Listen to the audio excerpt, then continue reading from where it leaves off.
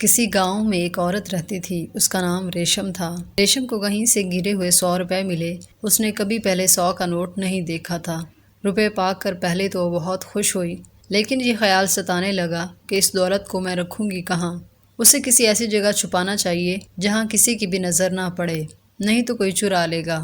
سوچ سوچ کر ریشم کا برا حال ہو گیا، لیکن اسے اپنی جھونپڑی میں کوئی محفوظ جگہ نظر نہ آئی۔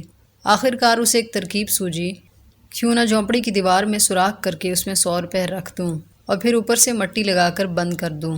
اس بار یہ ترکیب اسے پسند آئی۔ پھر اس نے جھونپڑی کا دروازہ بند کر لیا اور دیوار کو کھودنے لگی۔ خوشی اور خوف کے مارے کانپ رہی تھی۔ کئی بار ایک آنکھ بند کر کے اس نے باہر جھانکا کہ کوئی کہیں دیکھ تو نہیں رہا، کوئی سن تو نہیں رہا کہ ریشم پیسے چھپا رہی ہے۔ جب کچی دیوار میں سوراخ ہو گیا تو ریشم نے اس میں 100 روپے ٹھونس کر اوپر سے گلی منٹی لگا کر سوراخ بند کر دیا۔ اس کے بعد وہ جھونپڑی کے باہر بیٹھ کر پہرا دینے لگی کہ کوئی اندر نہ آ جائے۔ وہ سوچ رہی تھی کہ جو کوئی بھی اندر آئے گا تو مجھ سے پوچھے گا کہ ریشم یہ دیوار گلی کیوں ہے؟ ضرور دال میں کچھ کالا ہے، کیا کوئی شے چھپا رکھی ہے؟ اس میں کچھ تو ہے، اور پھر وہ روپے چرا لے گا۔ اس ڈر سے ریشم اس وقت تک جھونپڑی کے باہر بیٹھی رہی جب تک گلی مٹی سوکھ نہیں گئی۔ اتنا کچھ کر لینے کے بعد بھی اس کو تسلی نہیں ہوئی۔ اب اسے ایک اور وہم ستانے لگا کہ فرض کرو چور 100 روپے چرانے کے لیے جھونپڑی کے اندر آ جاتے ہیں، وہ کہاں ڈھونڈیں گے؟ دیواروں کے علاوہ اور کون سی جگہ ہو سکتی ہے جہاں وہ تلاش کریں گے؟ کیونکہ اس کے گھر میں تو صرف چند برتن ہی ہیں، اس کے علاوہ تو کچھ بھی نہیں۔ گاؤں کے لوگ عام طور پر دیواروں اور زمینوں میں گڑھا کھود کر اس میں پیسے اور دولت چھپاتے ہیں۔ بس سیدھی سی بات ہے کہ چور دیوار کھودیں گے اور میرے پیسے چرا لیں گے۔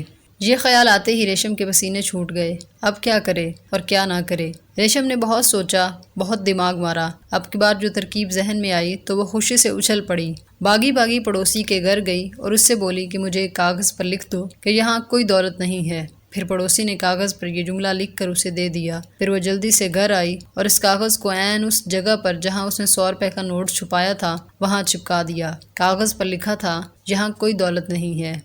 اسی گاؤں میں ایک اور بیوقوف عورت رہتی تھی۔ وہ بیوقوف ہونے کے ساتھ ساتھ لالچی بھی تھی۔ اس کا نام بانو تھا۔ ایک روز وہ ریشم سے ملنے آئی۔ ریشم گھر پر موجود نہیں تھی۔ اس نے جھونپڑی میں جھانکا اور ادھر ادھر دیکھا۔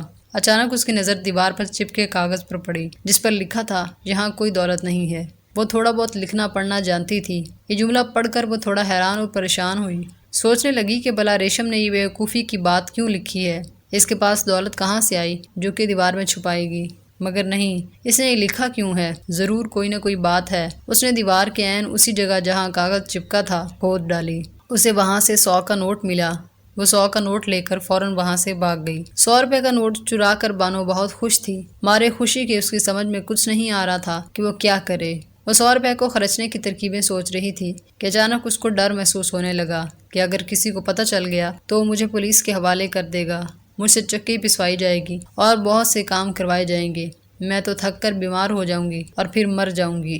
ڈر کے مارے بانو کو گھر میں چین نہیں آ رہا تھا۔ پھر 100 کا نوٹ اس نے رومال میں باندھ کر چھپا دیا اور خود کوئی ترکیب سوچنے لگی۔ پھر اس کو کوئی خیال آیا اور وہ جلدی سے گاؤں کی طرف جانے والے راستے پر آ کھڑی ہوئی۔ وہاں سے ایک شخص گزر رہا تھا۔ بانو نے اسے کہا، مجھے آپ سے ایک مشورہ کرنا ہے۔ مسافر نے کہا، ٹھیک ہے، آپ مجھے ساری بات بتائیں، پھر میرا مشورہ حاضر ہے۔ بانو نے سارا قصہ سنا ڈالا اور بولی، اب بتاؤ میں کیا کروں؟ وہ سمجھ گیا کہ یہ عورت چور ہونے کے ساتھ ساتھ بیوقوف بھی ہے، اس لیے بولا کہ تم اپنے دروازے کے باہر لکھ دو کہ میں ایک ایماندار عورت ہوں اور میں نے ریشم کے 100 روپے نہیں چرائے، اس طرح تم بچ جاؤ گی۔ بانو نے گھر جا کر اپنے دروازے پر ایسا ہی لکھ دیا کیونکہ وہ بیوقوف بھی تھی۔ بس پھر کیا تھا، ریشم کو بلکہ پورے گاؤں کو پتہ چل گیا کہ 100 روپے بانو نے ہی چرائے ہیں۔